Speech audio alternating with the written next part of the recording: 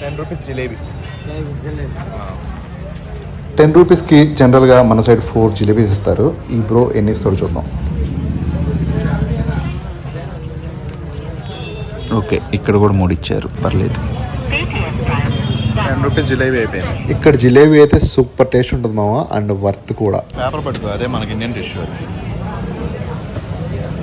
Bro పిలిచి మరి ఇక్కడ టిష్యూస్ ఉన్నాయి తీసుకోమని చెప్పాడు. ₹10 టిష్యూ. జిలేబీ కూడా ఎక్కువ అనుకుంటే మళ్ళీ టిష్యూ కూడా మళ్ళీ అది కూడా 2 టిష్యూలు. ముందు నేనున్న పీజీ ఇదే మా ప్లాజో పీజీ.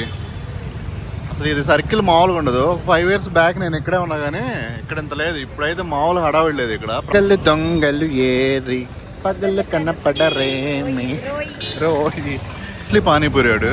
అసలు వీటి దగ్గర కాస్ట్లీగా ఉంటుంది అనమాట పానీపూరి. అంత పానీపూరి ఇక్కడ ₹50 5 వస్తాయి అంట.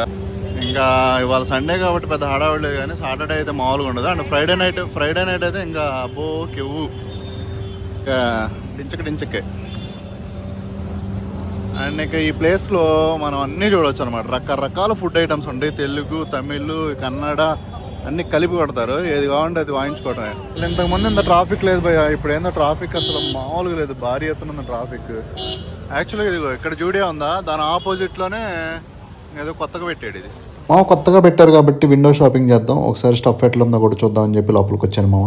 పెట్టకూడదు మాడి కొంచెం బాగుంది అనిపించింది. మిగతాదంతా అంతేం లేదు స్టఫ్ అయితే కనుక. జస్ట్ మనంతా విండో షాపింగ్ కాబట్టి టూర్కే చూడటానికి వచ్చాం. ఎందుకు ఇది బాగుందేమో అనిపిస్తుంది. దాంట్లో సేమ్ బ్లాక్ కలర్ ఇది ఉందన్నమాట.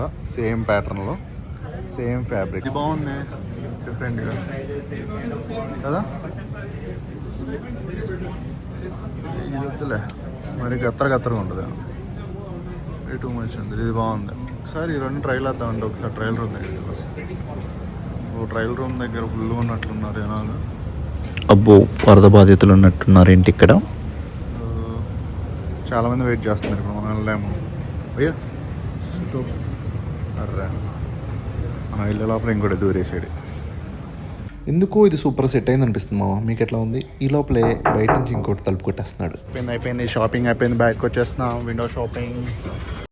ఇది ఒక ఫుడ్ స్ట్రీట్ అని కూడా చెప్పుకోవచ్చు. డిఫరెంట్ ఫుడ్ ఐటమ్స్ ఉంటాయి. ఎప్పుడు చూసినా ఇక్కడ క్రౌడ్ ఉంటానే ఉంటారు అండ్ ఏదో ఒకటి తింటానే ఉంటారు. సో వాళ్ళు తినేటప్పుడు నాకు కూడా తినాలనిపిస్తుంది. సో అందుకని చెప్పి నేను బాగా ఫేమస్ అయిన ఈ ఏరియాలో ఒక రోల్ దగ్గరికి వచ్చాను. చికెన్ రోల్ చాలా బాగుంటుంది ఇక్కడ. ఇది కోల్కతా రోల్ మామ. చాలామంది క్రౌడ్ ఉంటారు ఎప్పుడు చూసినా. నేనైతే ఎప్పుడు తినలేదు కానీ ఎందుకు ఈరోజు తిందాం అనిపించింది. అందుకని ఇక్కడికి వచ్చాను. మన వాళ్ళకి కూడా చూపిద్దాం వీడియో అని చెప్పి. అండ్ ఈ బ్రోని చూస్తుంటే బ్రోకి ఇంకో 2 చేతులు ఉంటే బాగుండేదేమో అనిపించింది. ఎందుకంటే ఇంతమంది క్రౌడ్లో మనోడు ఒక్కడే చేస్తున్నాడు. నేను కంపెనీస్ వచ్చేవరకు మనకు రాదు కదా, ఎందుకంటే దాంట్లో చికెన్ తక్కువ వేసాడు. దేవుడు నువ్వే కాపాడాలి ఈ టైంలో. ఆ చివరి మటుకు నాకు రాకుండా చూసుకో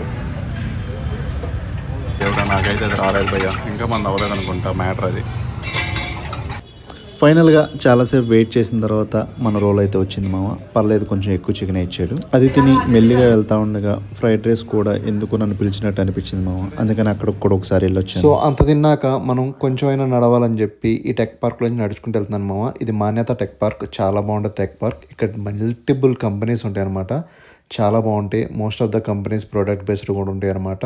అండ్ ఎదురు కనిపిస్తుంది కదా, అది నోకియా. అండ్ దీని పక్కన ఇక్కడ రోల్స్ రాయ్స్ ఉంటుంది. అండ్ అటు సైడ్ ఐబిఎం ఉంటుంది. అండ్ ఇక్కడే కాగ్నిజెంట్ కూడా ఉంటుంది. కాగ్నిజెంట్లో నేను 2 years వర్క్ చేశాను. చాలా బాగుంటుంది గైస్ ఈ టెక్ పార్క్.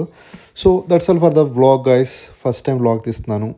మీరు పెద్ద మనసు చేసుకొని నన్ను ఆదరిస్తారనుకుంటున్నాను. అండ్ ఈ వీడియో లైక్ చేసి సబ్స్క్రైబ్ చేస్తారనుకుంటున్నాను.